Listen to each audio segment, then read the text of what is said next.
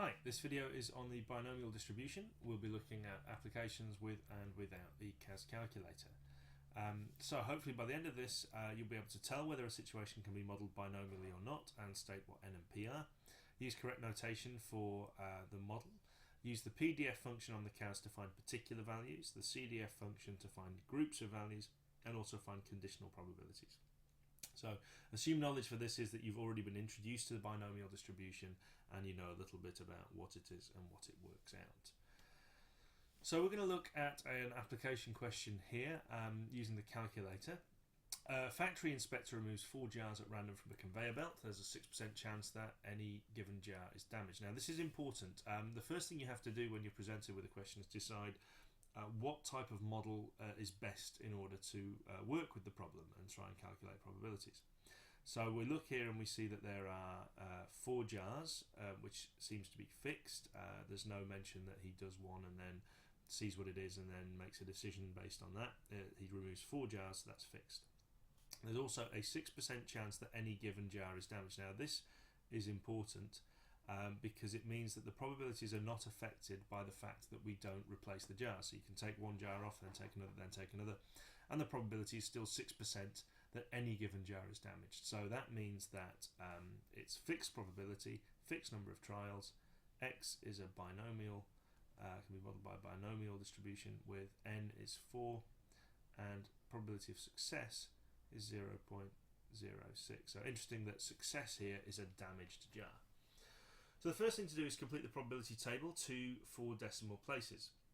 So we're going to use the calculator to do that, and we'll be using the first function I mentioned, which, if we just clear this, go to interactive, distribution, and it's discrete because it can only take particular values, 0, 1, 2, 3 and 4. And go to PDF, it's the probability distribution function. We're going to work out each one in turn. So we can work out 0, 1, 2, 3 and 4 by putting in first 0. The number of trials is 4 and the probability of success is 0.06. So that gives us 0.7807. So just to put this into context, what this means is if the factory inspector takes out 4 jars at random, the chance that there are no damaged jars is 78.07%. We can then work out 1, 2, 3 and 4, and the easiest way to do this is just to change the 0 to a 1, or you can go back into interactive again, and it's 0.1993. Okay. If you have your calculator with you, just work out the rest. I'm going to pause, do them and fill in. There we go. Now, quite interesting this. What you'll find is, or what you should have found, is that the last one to 4 decimal places comes out as 0.0000 or 0. Which seems to imply that it is impossible to get 4. Now, it's not impossible, it's just that it's very unlikely, and to 4 decimal places would be 0. If you just to put it in context again, that would be the equivalent of, given that there's only a 6% chance of any given jar being damaged, the inspector picks 4 at random and all 4 are damaged. Very, very unlikely, and it turns out 0 to 4 decimal places. If we're to add that up, we may find, because of our rounding, that we're actually a 10,000th off being 1, like it might add up to 0.9999. But that's okay. Now we're going to work out the probability he gets exactly 1 broken jar. Now it's very important you write down exactly what we're working out. So the probability here is that X equals 1, and what I would encourage you to do is to just highlight it in some way on your table so you know what it is that you're working out. So we just want that one, and that's a nice, easy, straightforward one. We can just pull the value from the table and say 0.1993. Now the next one, that he gets at least 1 broken jar. Okay, this is a bit different. So at least 1, if we pick a different colour, this is 1, 2, 3 or 4. At least 1 means it includes 1. So to start off with, we have to write down what we're trying to find, which is that X is greater than or equal to 1. The next line would be either we're going to be adding all of these up, Or you may spot that there's actually a quicker and easier way to work that out. Rather than add all of those up, we know that the total is 1. So the probability that x is greater than or equal to 1 is 1 minus the probability that x equals 0. So it's 1 minus 0.7807, which is 0.2193. There we go. Now the last one, what is the probability he gets exactly 3 broken jars given that he gets more than 1 broken jar? So this is conditional probability, which we can tell because of the fact that it's given something else. So that's our condition. Write it down first. It's the probability that x equals 3 given that, that's that vertical line, x is more than 1. Now be careful here, is greater than 1. It does not include 1, so I can't use that value here. Just highlight it to show what it is that we're working out. So it's out of the fact that it's greater than 1, which means it's out of these, out of those 3, and what I'm interested in is this one. So it's this probability out of all 3 probabilities. Underneath, I'll write it down like this. So this is equal to the probability that x equals 3 out of the probability that x is greater than 1, which is 0.0008 divided by, and you just have to add up those 3 probabilities now. So 0.0191 plus 0.0008 plus 0. And then we'll calculate that.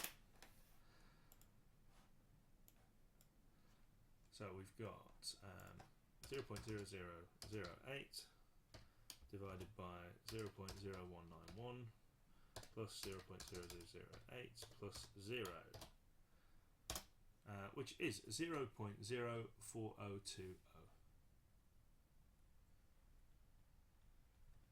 Or sorry, rather 402 to 4 decimal places. There we go. So there's a 4% chance, that you get exactly 3, given that you had either 2, 3, or 4, and that's because this is significantly smaller than this probability here. Okay, there we go. So the next thing we're going to, before we have a look at the next question, there are some other shortcuts you can take using the CDF function. So for example, if we look at this middle question, he gets at least 1 broken jar. Now, given that we knew that was that pink one we highlighted, that was all of those there. You can go to distribution, discrete, CDF, and it will add them up for you. If you go, so the lower bound is 1, the upper bound was 4, so we want 1, 2, 3, or 4. Number of trials is still 4, that's still 0.06. And there we go, 21.93 to 4 decimal places, which you can see is exactly what we got down there, 0.2193. Okay, so next we're going to have a look at non-calculator questions. Okay, so here we have the same question, but this is going to be solved without a calculator. And what we're going to do is come up with expressions using the information from the formula sheet, and we do not need to simplify them completely. We'll do a little simplification, but not completely. Now, the questions are almost identical. I changed one of them slightly to we could use part of the previous one we've already worked out. Okay, now the first thing we should do again when we're presented with the question for the first time is identify what the best model is. Because we have 4 fixed trials and a fixed 6% chance, it's going to be x is modelled by a binomial distribution of 4 and 0.06. Now, it's always a good idea to draw the table out, even if we don't fill everything in. So we know exactly what our possibilities are, which are 0 successes, 1 success, 2 successes, 3 successes, and 4 successes. And even though we won't fill all this in, it's helpful to try and work out what the expressions are. So find an expression for the probability he finds exactly 1 broken jar. That's going to be, if we just highlight it off on our table here, and we want to know the probability that x equals 1. So this is going to be, n is 4, remember? So it's going to be 4 choose 1 times, probability of success is 0.06 to the power of 1, which is our 1 success, and then we'll also have 3 failures, which will be 0.94 to the 3. Now we can simplify that slightly. The 4 choose 1 is 4 factorial over r factorial n minus r factorial. So 4 factorial over 3 factorial 1 factorial times 0.06 to the 1 times 0.94 to the 3. And the 4 factorial, now we'll just do this one off to the side here. If you remember, 4 factorial means 4 times 3 times 2 times 1. So if you have that, so the 3 times 2 times 1 will cancel with this 3 times 2 times 1, leaving you with 4 over 1, which is just 4. So 4 times 0.06 to the 1 times 0.94 to the 3, and just leave it like that. So don't simplify it any further, don't try and multiply that out, just leave it like that. Now, 2, find an expression for the probability he finds at least one broken jar. So again, if we just highlight the bit we're interested in, at least one would be this, 1, 2, 3 or 4. Again, now for this, it's really important that you spot, so the probability that x is greater than or equal to 1 is equal to 1 minus the probability that x equals 0. That's really important, because otherwise you're going to have 4 expressions to write out like this instead of 1. So it's 1 minus the probability that x equals 0. So we're going to have 4 choose 0 times 0.06 to the 0 times 0.94 to the 4. So that's 4 failures, no successes, 4 choose 0 ways of getting that, and 1 minus that. Now, interestingly, if I just go back up here to look at that factorial bit again, this time we're going to have 4 choose 0 is 4 factorial over 4 factorial 0 factorial. Now we're not dividing by 0. 0 factorial is defined as being equal to 1, which means 4 factorial over 4 factorial is 1. It's 1 and divided by 1 again. So this is 1 minus 1 times 0.06 to the 0, which again is 1 times 0.194, sorry, 0.94 to the 4.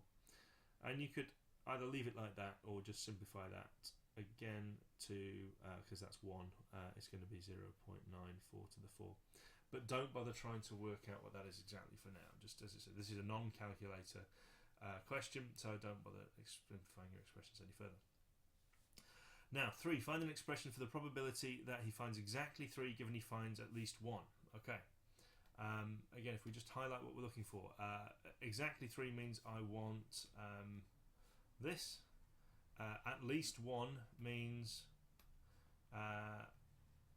it's 1 or more. So it's this one, 3 out of all of those. So I've simplified it to include this so I can use this result down here. Okay, so this is the probability that x equals 3, given that vertical line, x is greater than or equal to 1, is equal to the probability that x equals 3 out of the probability that x is greater than or equal to 1. This is the probability that x equals 3 is going to be 4 choose 3 times 0.06 to the 3 times 0.94 to the 1 out of, we've just worked this out, which is 1 minus 0.94 to the 4. And yeah, we should simplify. So 4 choose 3, we can have a look at what that is up here, just off to the side, is 4 factorial over 3 factorial 1 factorial. So it's the same as in our first one where it was 4 choose 1. So that is going to be 4. So we could simplify that to 4, but otherwise that's it, we're done. Okay, so a quick recap. For binomial distribution, remember it's a fixed number of trials, n. Probability of success stays the same throughout, so look for things either that have replacement or where the population is so large, like in our case, that it won't affect the probability. Always write out the model, write out the table even if you're not going to use it, and use the CAS where you can to save time. Okay, that's it.